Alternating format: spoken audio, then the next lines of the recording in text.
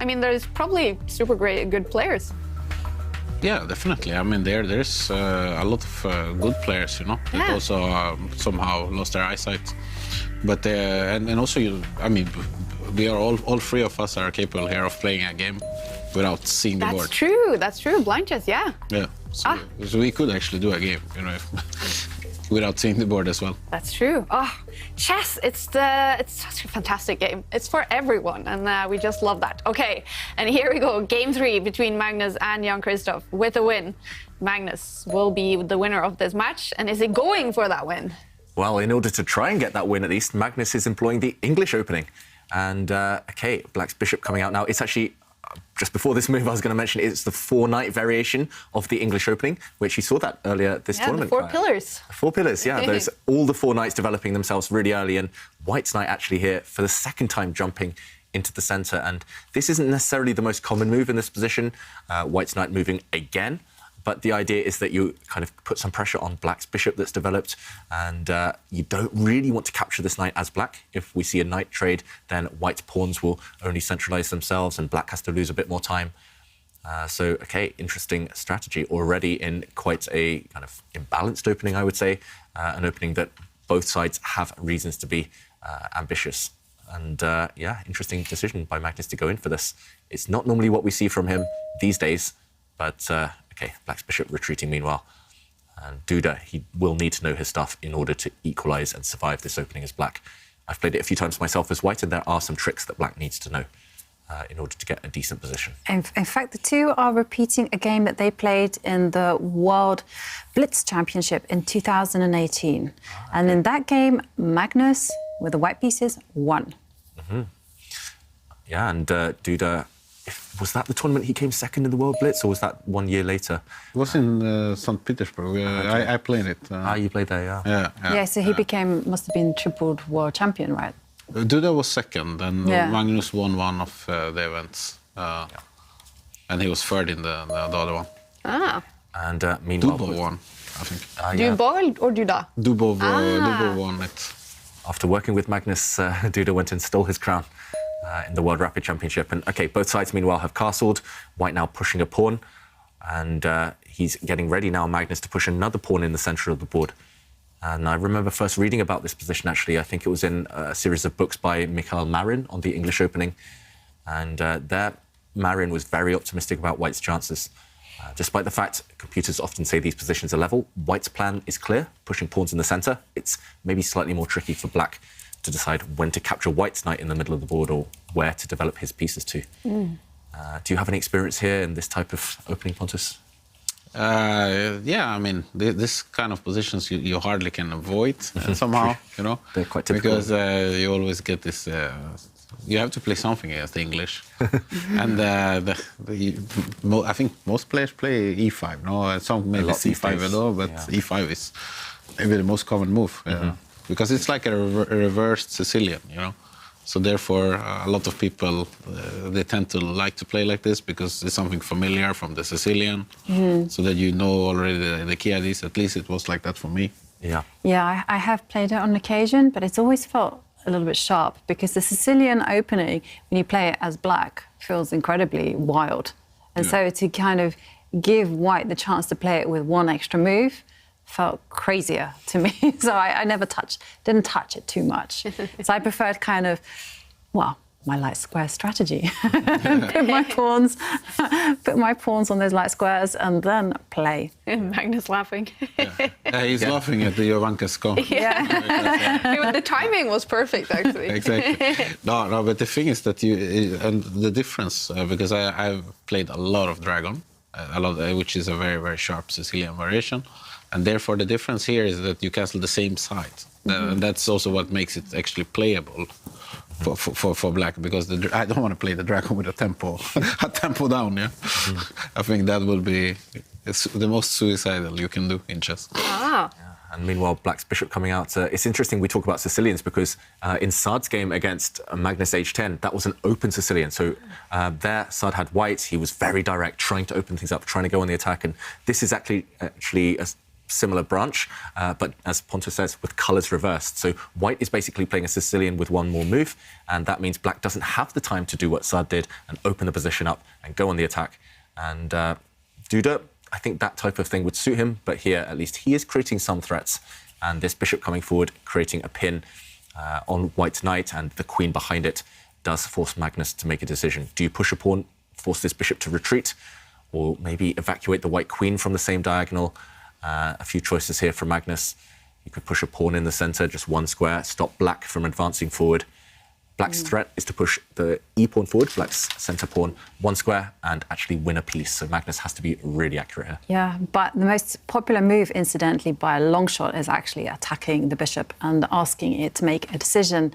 So Magnus, of course, he doesn't quite like to go all the way into the main line. He always likes to duck and dive, choose a little sideline that is natural and fairly easy to play. So I'm quite interested to see whether he takes a decision now to follow the herd, or play something a little bit different and go his own way.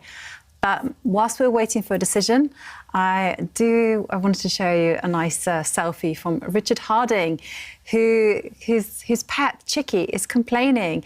He wants their attention, but of course Richard is occupied with the commentary, and there you can see the cat fighting for Charlie, the chess cat's attention. Yes. And Eddie Miller has an interesting hypothetical question.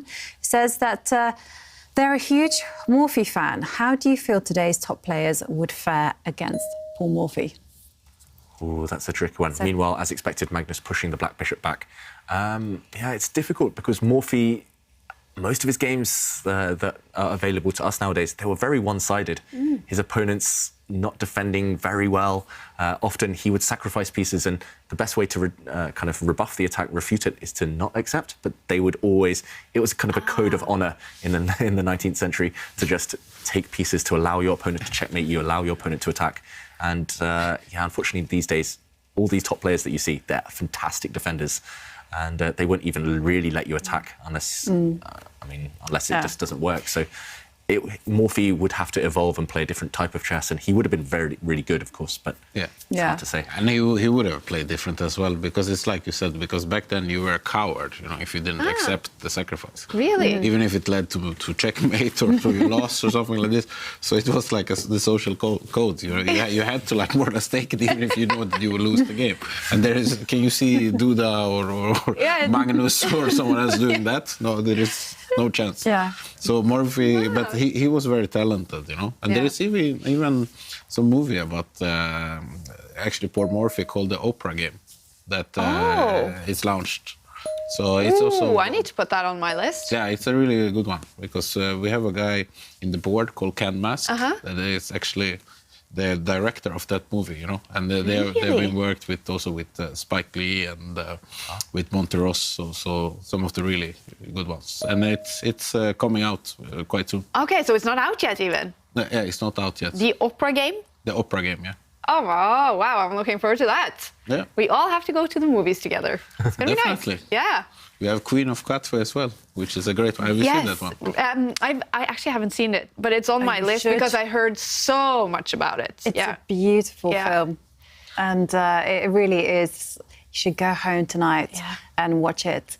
Because I remember in 2010 talking to the journalist who actually wrote the book, and he was telling me about this girl who'd actually risen from the slums and was playing and representing Because is it a true Yeah, Uganda. story? Yes, it's absolutely a true Fantastic. story. And he was following her progress. I hadn't even heard of her. And then afterwards, I met her in 2013, and I just had to say, Fiona, you are a legend. Wow. Absolutely fantastic, yeah. And she actually graduated now from university in the States because of all this. She comes from one of those areas in Kampala in Uganda, Where you are working, basically. Yeah, exactly. So it's not exactly. We have some girls and some kids from that area as well. Yeah. But she came from one of the worst slum areas, so it's super poor, which you can see in the movie. And then she managed to because of chess, she learned chess. She got people got interested in her, the media got interested in She her. had a talent, basically? Yeah, because she once started to win tournaments. Wow. So she came there actually just to get food, because they had free food at the chess training. So she followed her brother just to get some free food, to get fed, And then she picked up the moves, and she had some talent. So she started to win, so she became Ugandan champion, and then she made it to the national team, and that led to the movie, and that led to a scholarship to the States. So she got a fully financed scholarship, and then she has now graduated and started to work in finance. And she also created her own foundation. Oh, what an inspiring story. Yeah. Oh, we have to invite her as a guest. That would be incredible to be able to talk to her. And talking about Africa and kids and also girls, that's also an initiative that you have in your business for chess and kids. Yeah. A special program for girls as well. What is that about? Yeah, we work together with the Lighthouse Chess Club, which is a very progressive chess club from Kenya, and Jennifer Shahid, U.S. chess woman, and U.S. Chess Federation. So we work with them. So they're all partners, and then basically we have now it's like around 600 girls in total, from different countries. They're from Uganda, from Kenya, from the States. From Colombia, my native country. Ah, cool. And we have even from South Sudan, we are from Sudan. And then we have Malawi, Botswana, from different. So these girls, they meet up online. Yeah. So we teach them chess, but also a lot about, they can get a friend, so they interact over the countries, And then we also have this confidence trainings, and they also sometimes discuss food, and it's a very social program, So that's so cool to create those connections when they're young girls, to maybe be able to travel abroad when they get older, to go to school, or even excel in chess, of course. Exactly, and then they play games against each other. And they also exchange, knowledge, and so it's a really cool thing, actually. It's called Cross-Culture Girls, and they also made a draw against Judith Polgar. I heard, in this game. So that was huge for the girls. Oh, it's so inspiring, the work you're doing, Pontus. I love hearing these stories. We do have a few moves. Let's take a look at them before we talk some more about this. Yeah, we do have a few moves, and a couple of things have changed. And if we just jump into the position to catch up with what's happened, we saw here, White did indeed kick the bishop back. This is just very typical. I think 80–90% of the time, if your opponent creates a pin like this, just force that bishop back, force it to commit. The pawn stepped forward, attacking the bishop. Black doesn't really want to trade off, because this would only help to activate White's pieces. The White queen now on a good square. So instead, Duda retreated, and Magnus said, OK, pins are just too annoying, and he broke this pin by pushing pawns. This has one downside, that you do slightly weaken your king, but after the bishop stepped back, he decided, OK, it was time to push another pawn, hitting the other black bishop. Every move from Magnus coming with a threat, and after this bishop stepped back, Magnus took the bishop pair. He eliminated one bishop, and now look at this one. He's traded one bishop off on this side. He wants to trade the other bishop off on the other flank. Magnus just playing a bit of symmetry here, a bit of mirror image. He's going to try and capture this bishop, and we might even see two bishops against two knights, one of the most hotly debated type of piece combos in chess. And it's not clear who this will favour. For example, if Duda just plays a sensible move, improves his rook, OK, he actually centralises his bishop, but this, I think, slightly favours White, just because this bishop is so strong on the diagonal. But either way, we're going to see some fireworks about to happen, because Duda did not allow this. He planted his bishop in the centre, and I don't think White wants to trade these off. If you capture the bishop, suddenly White's king is just too open. It's lost its defender. Also, an attack opened up against the White knight. So Magnus, he has committed everything already to trying to get rid of Black's bishops. He needs to push his pawn forward and hit this guy, block any trades. This will result in, for example, Duda either stepping back with his bishop, keeping it safe, losing a bit of time, though, or maybe this knight jumping out the way. I'm not sure exactly where, but, for example, if it does jump out the way, yes, you lose your bishop, but you counterattack against the White knight. And this one is heating up, definitely. Wow. Magnus has spent a lot of time so far. Duda, I think he's done a good job of at least keeping this imbalanced, because he needs to win one of these last two games. You told me the other day, David, but I forgot. In what kind of positions do you prefer the double bishops, and in what kind of positions do you prefer the two knights? If the centre is blocked, for example, if we see a trade here and then the centre just blocks itself up, then I think I prefer the knights. The knights are more flexible. They can, okay, we're actually heading in this direction. The knights can jump in any direction. They can jump to either side of the board. Look how blocked in the bishops are. This bishop now just staring at its own pawns. It's blocked in. And this bishop as well. It's going to take an age for that to get active. It's staring at its own pawn as well. So if the position is blocked, it tends to favour knights. If the position is open, for example, if these pawns all disappeared from the centre of the board, then the bishops have scope and they have kind of at least a lot more energy. So Magnus, note how he didn't block it up. He didn't block open the centre. He wants to open it later. And a small trick is that it looks like black's about to win a pawn, but after a recapture, black cannot get greedy and take this loose pawn, because suddenly a discovered attack. The white bishop drops back, hitting the black queen, but also a discovered attack against the black knight. One of those two pieces will drop. So Magnus, using tricks, he's going to try and activate his bishop, maybe this way, or maybe dropping it back to evict the black queen from his half of the board. Yeah. And I was just going to say, in answer to your point, Kaya, is that whenever I teach chess or whenever I visualize chess, I always kind of visualize the pieces as kind of some olden day battle. Ooh. So like my bishops are archers. And so you would never have an archer looking at its own pieces. They need to work from above. They need to have that freedom, that space. That exactly. And rooks are kind of like your cannons, and then then you have your old foot soldiers, and you're just the general there. You know, you're the mastermind. And knights are just like they hop over things. Yeah. So I always think of it like, look at what you got. Look what's in your toolkit. And it is, I mean, it's nice. I mean, this is going back to real basics and having fun with it and imagining things. But, you know, sometimes it's good to sit back and take that step back and just go, hey, what do I have? What does my position want? What did they want to do? And remember, you always have to give very specific directions. Yeah. Okay, so now I'm imagining my bishops with...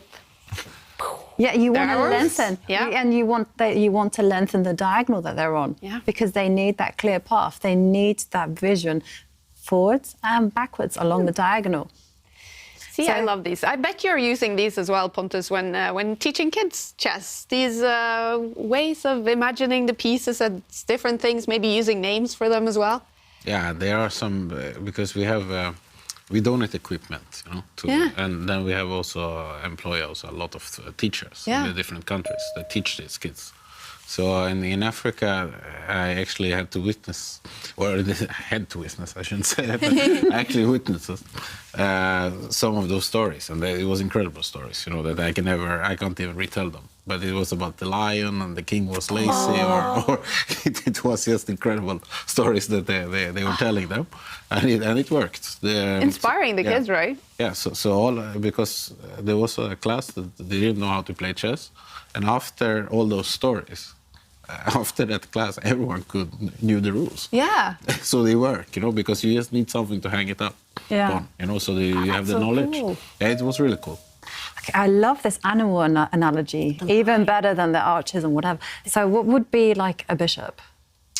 What animal would that be? Like a leopard, bird, maybe a bird? I leave it to David. Yeah.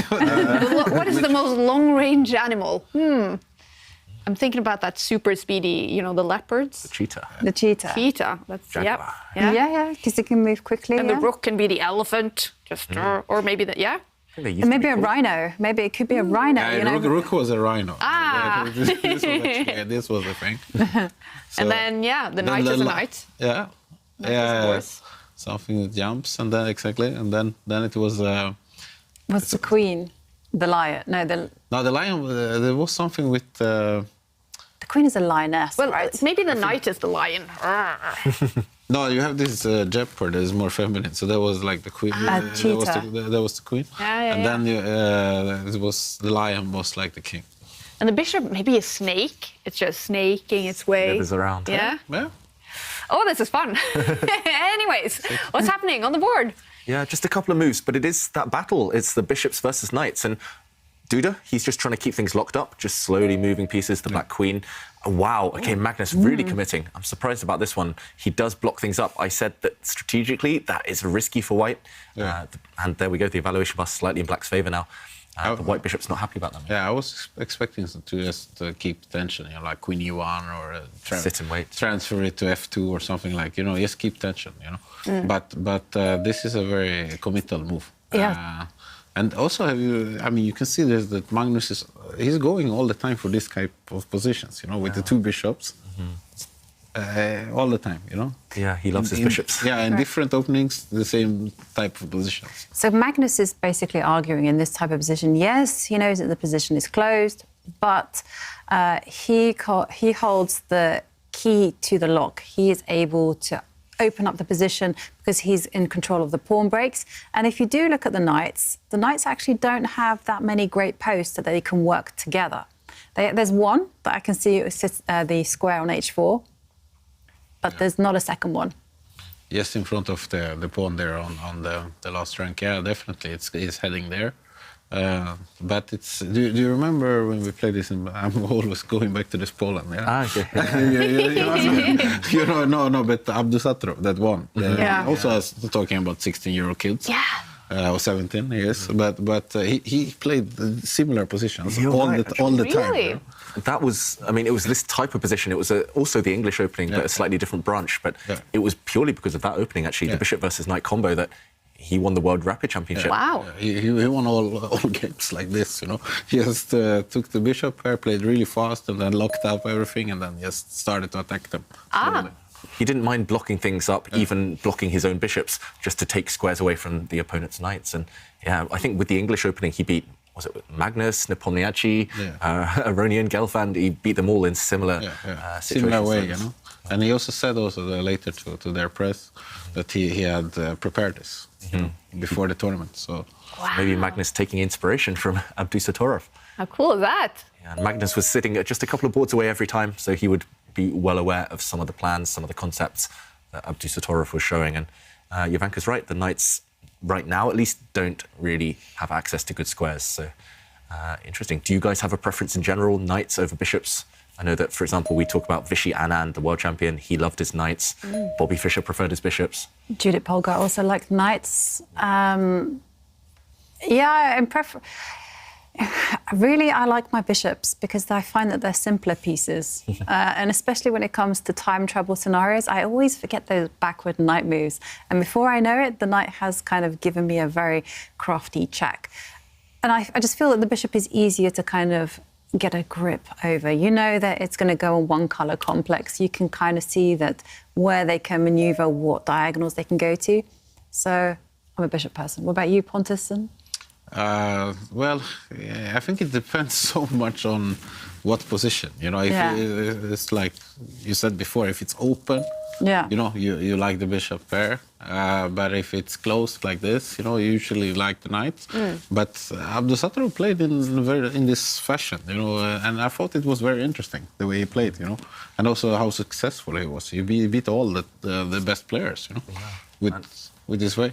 So I think this is definitely, and this is when they talked also about Morphy before, you know, this is also a modern thing. Yeah. No one would ever, if you had the old days with those dogmatic guys like Tarash and so on, you probably would have get shot, you know, if you would suggest something like this. To close the game, you know, and play with two bishops, you know. They would have thrown you at least out from the chess club. Yeah. They would say that you have no chess culture, no chess understanding. You don't understand anything, so you get out. But it wasn't just Tarash. There's many stories about Botvinnik throwing out several of creative grandmasters. I think Krasenkov was thrown out. Yeah. Too creative. You need to follow all the rules. Yeah. Because they had like there is a completely dogmatic book called My System. Okay. And where they actually Nimzowitsch wrote down you know, his rules. And if you didn't understand those rules or even question something, you know, you were dismissed as a complete idiot, so you get out, you know. So basically, and I think that's also a reason why modern players are also stronger, of course, because people are, you know, questioning everything. Yeah. But back then, you know, it was not really in the place to, okay, excuse me, Mr. Nimzowitsch, get out. Yeah. I kind of wish I was able to experience that time with these strong personalities that I envision in these chess tournaments and chess clubs. Yeah, he actually he used to step on his head, you know, because during the games sometimes, because he thought that you can actually think better if you have more blood in your brain. So he used to do just headstands. Yeah, sometimes. Wow. You know, so I mean, not all of his ideas were great, if I put it that way. But would you dare to question him? No. Because you still want to finish the tournament. Yeah, absolutely. I love these stories. Great personalities. And Taras, was he Polish? Yeah, I think he at least spent most of his life there. Yeah. And or what is now Poland, yeah. And I never knew that, Pontus. Some of these stories are new to me. Yeah, no idea. You don't need to know them either. No, but they're fascinating. I don't think it will help your chess. Maybe you can try it next time, you know. Yeah, I'm not sure I could stand on my head even if I wanted to. This is my kind of chess literature. You guys read all about the notation and the games, and I'll just read about these stories. So the funny ones. Yeah, personalities. the personalities. I find reading these historical stories quite funny because I've always just assumed, you know, that they were like gentlemen who had cups of tea while they played these extraordinarily long games. And I always thought that they came from rich families. Not true. Yeah. Not true whatsoever. A lot of chess players came from very poor families and they fought their way to the top. And they were playing on the streets and they were hustling. And it's very interesting. And they had all sorts of, they even had physical fights amongst themselves. I was like, what? But they did. Yeah. And just sorry to jump back to the position, but we have had one huge development. And Duda, he's actually created a threat, but also he's made a huge commitment. He's blocked up the king side, the entire king side now. There's no pawn pushes, especially for white. If you forget about the left half of the board at the moment, white is completely stuck. And that's why Magnus is thinking right now, if we jump in, we can explain what Duda has just done. And it's all about this last move, pushing the g-pawn forward, locking in his knight. We actually mentioned that this is an outpost. It looks odd on the side of the board, but the black knight actually doing a good job here of keeping this white bishop in a cage. But the other reason, apart from immobilizing the white pawns, is that black wants to step to the side with his queen. And, for example, if white just moves the king, how do you stop this threat against this pawn now? It's not so easy. The pawn is attacked by a knight and by a queen. And due to the fact that the black knight kind of dominates so many squares, you can't defend your pawn in the center. This could force Magnus to really, take... I was going to say a big commitment, a big sacrifice, but this just looks wrong somehow. Planting the rook on this square, it can get captured by black's knight, but black doesn't even need to rush to capture this rook. And without knights yourself with white, I don't think you'll get enough compensation, a rook for a knight here. So big threat in the position. The black queen stepping across, attacking this pawn. And how do you defend it? The bishop's not coordinating. Look at this sad piece in the corner. Despite what the evaluation bar says, I think Magnus, in practical terms, has huge issues to deal with. He needs to be very accurate and energetic because I can't see a way to guard this pawn in the centre. But could you kind of take inspiration from other positions where you have a double pawn and you just let it go? And you just say, okay, I'm not going to defend this pawn. Because if you think about it, there's going to be a trade in the position and suddenly the light square bishop will have some squares. Yeah, possibly. And maybe that's Magnus's idea. OK, first he drops his bishop back, but what's his reply to the queen sidestepping? How are you going to give away this pawn, Jovanka? Defend it twice. I was actually thinking of Magnus's move, and the idea being that you then just step back with the queen to a dark square, and then the idea is after knight takes pawn, you don't capture that knight, and instead you capture. You capture the knight with the dark square bishop, and after that's been done, hopefully you have a nice square on the f5 square to put a rook on the board. Yeah, you can use this square as a launching pad maybe. It's still super complicated. It looks quite good for white here, but the black knight could maybe jump in. So just trying to destabilize your control of this square. It's so complicated right now from a strategic point of view. It looks like Magnus might have to sacrifice a pawn, but does Duda really want to take it? That's the question. And just while you were talking there, Jovanka, as well as kind of capturing this, I was thinking maybe your move, but now. Now, yeah. Suddenly it occurred to me when you said that. Just lifting the rook up the board, utilising the fact that you've cut the queen's coordination with her knight in the centre, and now if the rook is captured, then whoops, suddenly the white bishop finally pounces, and rather than being that sad piece in the corner that I talked about, the bishop creates a pin and wins this black knight next. And if white gets 2 bishops for a rook, white is just winning. So there are some tricks in the position. It's getting really sharp and tactical right now. And if Duda plays this move that we're expecting, bring the queen across, Magnus might have to find an idea, a flashy idea like that one, just to make sure that he gets enough compensation for the pawn that's about to drop in the center. Yeah, bishops versus knights. We're learning a lot already. Instructive stuff.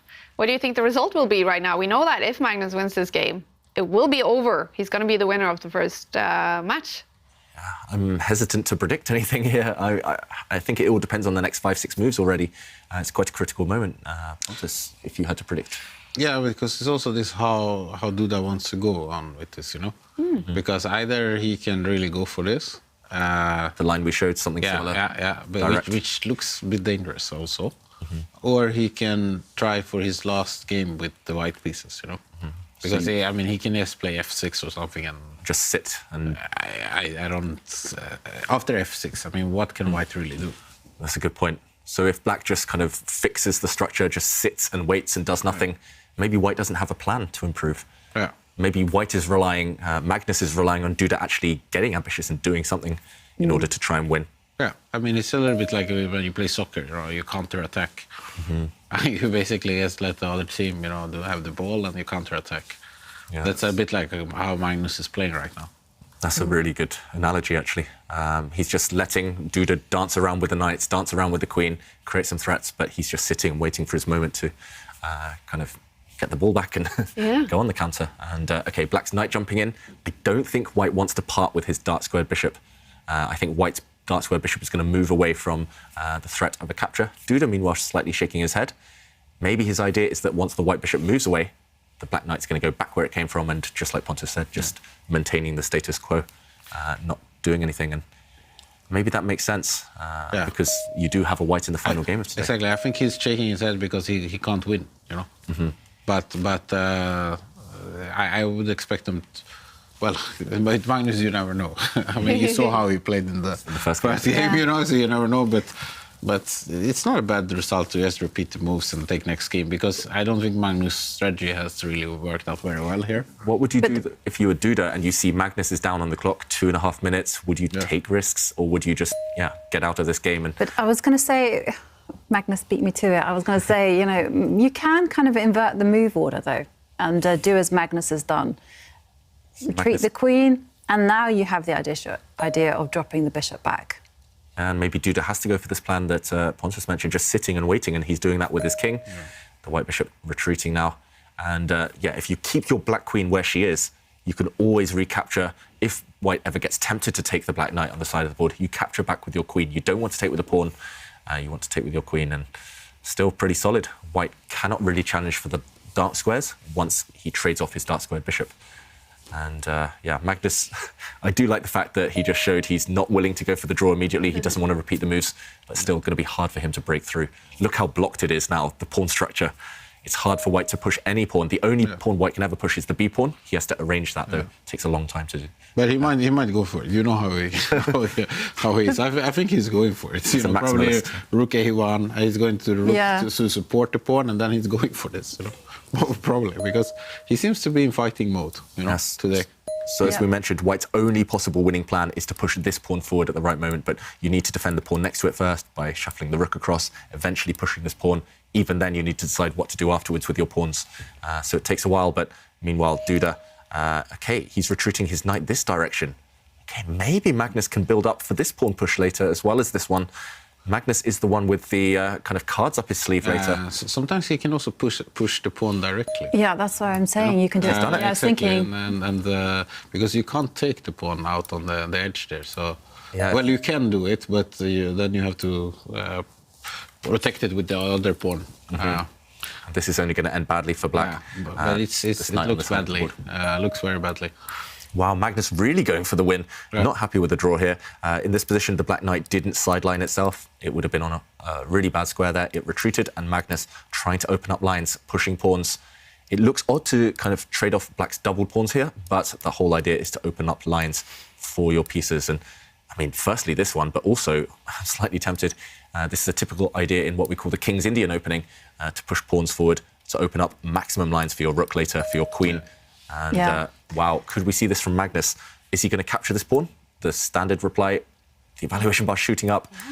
Maybe White can push forward here as well. I love your idea, David. I think it's great. Yeah, because otherwise, if you go pawn takes pawn, well, you know, the black knight can just hop back into the original square and still hold everything. Yeah. And you've called it, David. It's on the board. Yeah, and this is an idea borrowed from a similar opening, a different opening, and that's where pattern recognition comes in useful. The whole idea is just to open up this line for the queen. For example, if black, who is a pawn up right now, captures this guy, then suddenly after a trade, White's queen pounces, and she's going to win the game. She's attacking these two knights. She's attacking some really important pawns as well. This guy. Everything is falling suddenly in black's camp. And look at the black queen, meanwhile, offside. Yeah. Not participating. So this is his idea, you know, to just get the queen completely offside. It's quite, you know, Magnus is very, very deep in his strategy, you know. So he sees these kind of details that are. David and me and Jovanka, we also see him, but one move or two moves later, and that's usually the problem, you know, when you play with someone who's stronger. We only see them once Magnus is about to beat us. One move later. Well, that is why he is world champion, and this is super dramatic for Duda. He cannot lose this game. If it does, the first match will be over. Magnus will be the winner, and that means Duda will have to win the match tomorrow to take that one to tie breaks and have a chance to win his very first tournament in the Meltwater Champions Chess Tour. And remember, our signed chessboard by Magnus Carlsen is up for auction on cctauction.com. That auction will close tomorrow, but this is super popular, this chessboard. And all money goes to our fundraiser for UNICEF. And look at the bar, over 2 pawn advantage now for Magnus. Yeah, I'm surprised it's that high, but maybe the position is just directly very strong. And Duda, with his last move, apart from re-centralizing the black queen, we mentioned she was offside, he is initiating a bit of a threat. Black's knight on the e-file wants to capture one of White's pawns in the center. If you look at the queens, they're on the same diagonal, so actually White's central pawn is pinned, and we're about to see that idea in action. White capturing a pawn there. You can't allow the white queen to come up, like we showed, to the 7th rank. The white queen will just do all the damage. So Black's knight now needs to jump out the way and capture a pawn. I'm hoping that we see it, so Duda can just show off a little tactic there using a pin. But how good is this trade? Because it does feel like the position is opening up. And what does White have? Bishops. And also, if you do go knight takes pawn, there's also pawn takes pawn. The rook suddenly springs into the game. OK, well, we're definitely going to see all this in action. What is Magnus going to play? He has to do it, because there is also a fork, you know, that he's threatening. So that's also something that he's after. But it's Magnus also a counter, I think, to that fork. So it's really tense now. It's really tense. Yeah, the white queen could move as well right now. So we should mention the black knight is poisoned. You cannot take it because black's queen would go and capture the white queen. So a small trick from Duda, but it's not going to save him. Magnus with a lot of tempting moves right now.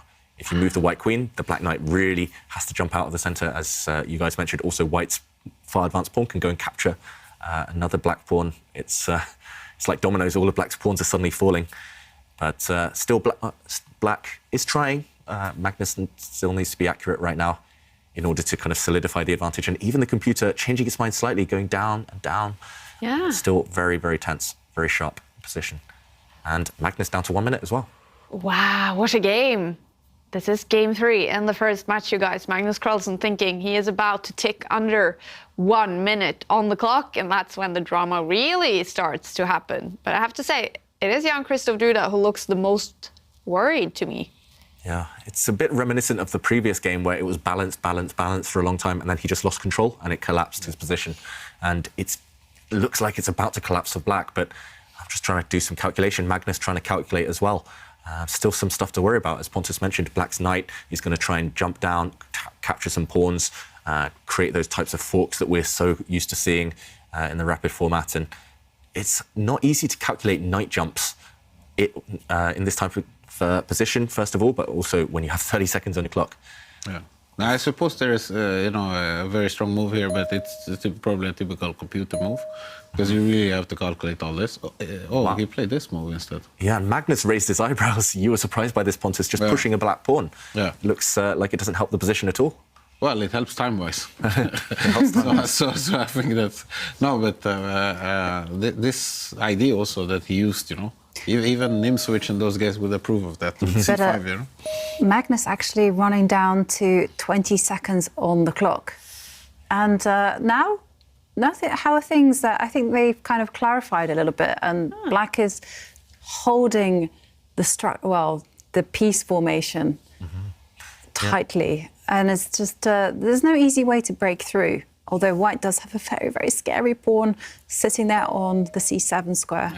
I think the bishops are coming now, and this looks bad for Duda. But Magnus time, because you still have to do some good moves, but this looks bad. Yeah, I am inclined to agree with you, Pontus, there.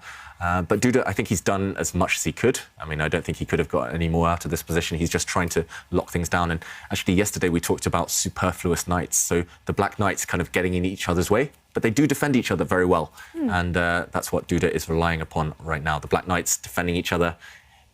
If you put extra pressure on one of them, though, then Black's position could collapse. And OK, here we do see, according to Stockfish, according to the computer, Black has one move that's much better than the rest. And that involves, it's not easy, Black's knight on the b6 square jumping into the white half of the board, defended by the black queen. I mean, to me, that looks inhuman, because that would allow White to maybe sacrifice a rook for a couple of knights. I don't think Duda's going to find that one. Every other move gives White an advantage. Black's second best move there, according to the computer, is to retreat the knight in the centre of the board, back to the f8 square, near the black king, near the black queen. There is the rhyme, knight on f8, there is no mate, so that would have some sense behind it. But that also looks really passive. And retreating knights, as we mentioned previously, backward knight moves are some of the most difficult moves to see visually in chess. Yeah. If that knight had a destination, if you could foresee something, then I think that the knight maybe could move. But the fact that they just look like random knight jumps, I don't think Duda will play it. And he doesn't. He instead pushes his pawn forward, which to me was the first move that I looked at. But I thought, not sure, because that pawn looks like it could be caught. It just gets captured. And actually, that pawn push for Black was the third top computer choice. But we did see that this does favour White now. And White temporarily one pawn up. Black's idea, though, is that he's hitting the white bishop, and now the connection has been cut between White's queen and the far advanced white pawn. So Duda is hoping that he can pick off this pawn right now. How can Magnus deal with both of those threats simultaneously? There's so many tempting moves on offer. You could move that bishop, you could even bring your rook across, attack Black's knight, you can move the white queen. Lots of choice, and 14 seconds, it's not easy to make that decision, and he captures this black knight. There, yeah. Wow. This is a very... interesting move. Yeah. So he gives basically up he gives an exchange. So he's going to try to play the pawn to protect his other pawn there, the passed one, and then he's gonna try to play in that position. But it's very that's a decision. Committal. That's a commitment, you can say. It's it's a very committal. He's gonna do probably the queen move first. No, he can do this. He just defends his pawns, So Magnus, he's banking on those two far advanced pawns. Exactly. They are definitely far advanced. Yeah, and they tie down one of Black's rooks. So the material count, Black is actually ahead. Black has a rook for White's bishop and pawn. White's bishop not great right now, but it's all about those two white pawns. And Duda, he's trying to hope that maybe he can just stop the white rook getting active. Wow, Magnus just swinging it across, allowing maybe a rook check. But the black queen, the black rook at the top of the board, they're going to have to stay passive forever, right? But it's a very committal decision by Magnus. Can Duda just get greedy and just capture some pawns? Why not be something, some material ahead for your woes? Might as well suffer for something, right? Exactly. Suffer for a reason.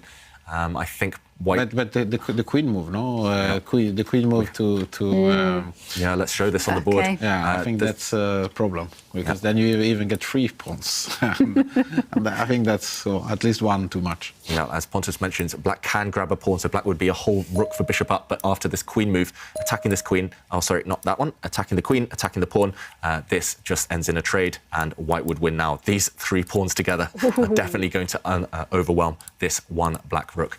So this was impossible.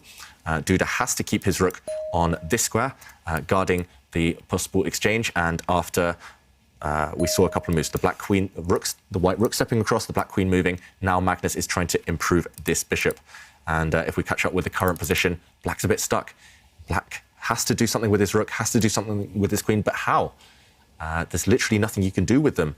And also, this rook at the top of the board mentioned it is paralyzed. And OK, he's threatening at least 1 check, but this is easily guarded by white's king. And Duda shaking his head. Well, the black queen has to make a retreat backwards. Yeah, it's all about this pawn. These 2 connected pawns now are going to win the game for Magnus. Let's go back to the players. Yeah. It's a brilliant move. You know, this sacrifice is really nice. Yeah, it's really nice. And OK, instead of retreating with the queen, he's gone back with his rook. But Magnus is hoping for the queen trade. He's got a plan. I think he's forcing the queen trade. If the queens come off, all white needs to do is actually give up the bishop, put that at the edge of the board, and then it will be 2 passed pawns. Or is that too much? Maybe. Yeah, you can also get the bishop to the square just in front of the rook. Yeah. That's even better. You don't need to be flashy. Which can be very, very, very annoying because you can't move basically. So it's really sad. That 1 remaining black pawn on the queen side on the left side of the board now is about to drop. That white bishop is hitting it. There's no way to defend it. You have to take it. And Duda is crying. Yeah. 4 seconds, 3 seconds. 2 seconds. He's got to give up his rook for the bishop. OK, he goes active, but this is not going to end well. It's not going to work. He's trying for some checkmate. But And Magnus doesn't even allow it. Look at that. Such control. yeah, Magnus shuts the door on any entry for the black rook. And now black really has to get rid of that white bishop. The white bishop's about to take a pawn and win the game. And Duda doesn't even continue. He doesn't try to save it. He resigns.